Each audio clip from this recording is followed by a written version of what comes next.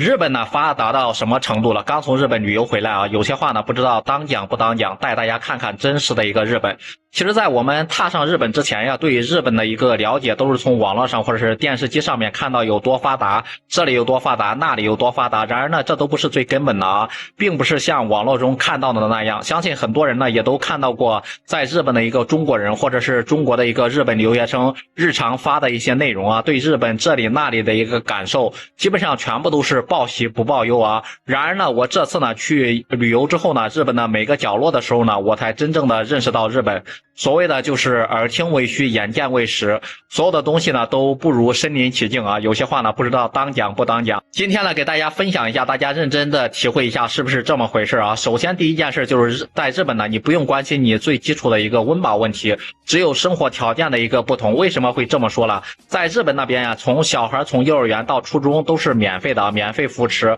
老人呢有免费的一个养老院，比较高档啊，而且看病呢也花不了多少钱，并且呢一些大病基本上都是直接是定额报销的，不用担心啊，就是出现大病呢会拖垮一个家庭，就是全民的这个幸福指数呢相对来说还是比较高的。那第二件事就是在日本呢，如果说你买到假货，那么就恭喜你要发财了啊，商家将要面临高额的一个罚款，甚至呢会面临破产的一个风险。个人呢，而且可以拿到高额的一个举报奖励，因此呢，商家们基本上都不会冒这样的一个风险，为了一点微薄的利润就去出售假货。另外呢，日本的一个食品包装呢和食物基本上都是接近一致的啊，可以就是看一下包装就可以放心购买，不用担心呢产品的一个真实性和质量啊。第三就是日本有那种很多公共的一个电话亭，这种物件呢，在多少年前在咱们中国才会有的，但是在日本的街头呢都是可以正常使用的。并且说呢，就是永远呢都不会拆除的。可能很多人都会说呢，日本是一个地震的高发地区，就是这种电话亭呢可以用来紧急的联系家里人，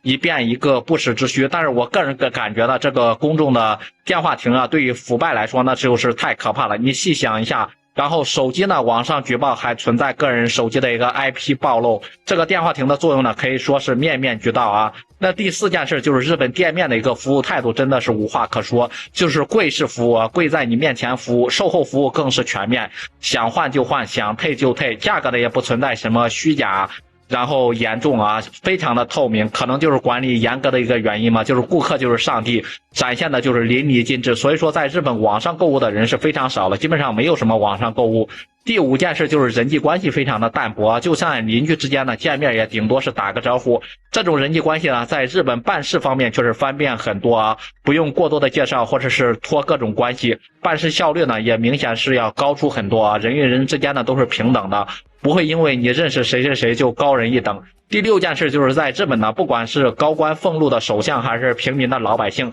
退休之后呢都是没有工资的，一律就是自己靠自己生活，或者是进到养老院里面就是统一管理啊。曾经呢就有位首相退休之后呢，自己靠那种捡瓶子或者是卖破烂嘛，挣自己的一个生活费。第七就是日本的一个清洁工是非常多的，大街上面是随处可见，这就造成了一望无际的一个地面上面基本上不会找到任何垃圾啊，就是你也不好意思到处扔垃圾啊，垃圾分类呢也是做得非常的好，非常的专一，这种事情呢基本上他们从小就会培养的。第八就是日本的卫生间设计非常的细腻，打扫的也是非常的干净，没有一点气味啊。设施呢也非常完善，配有那种化妆台，还有婴儿的宝宝椅，专用的一个卫生纸，以及女士专用的一些物品，真的是非常的贴心。第九就是日本的小孩子呢，从小就会在妈妈的一个要求下自己穿衣服，自己洗漱啊，包括那种独立的教育，同时呢也不会减少那种培养团队的一个意识啊。在日本的小学运动会上，不会有个人第一名的这种奖项出现，都是团队比赛的第一名，